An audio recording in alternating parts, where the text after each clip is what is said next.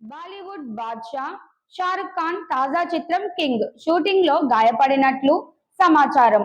ముంబైలోని golden tobacco స్టూడియోలో action సన్నివేశాల చిత్రీకరణ సమయంలో డూప్ లేకుండా స్వయంగా స్టంట్స్ చేస్తున్న సమయంలో షారుఖ్ కండరాలకు గాయమైనట్టు తెలుస్తోంది.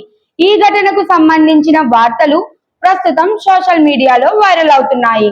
గాయంపై అధికారికంగా పూర్తి వివరాలు వెలువడినప్పటికీ చికిత్స నిమిత్తం షారుఖ్ ఖాన్ తన బృందంతో కలిసి అమెరికాకు వెళ్లినట్టు బాలీవుడ్ వర్గాలు పేర్కొన్నాయి.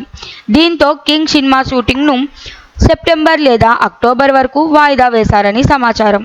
అయితే ఈ గాయం తీవ్రమైంది కాదని, గతంలోనూ షారుఖ్ యాక్షన్ సన్నివేశాల్లో స్వయంగా స్టంట్స్ చేస్తూ ఉండడంతో కండరాలకు ముదిరిన ఇంజరీ అయినట్టు ఇండస్ట్రీలో చర్చ సాగుతోంది.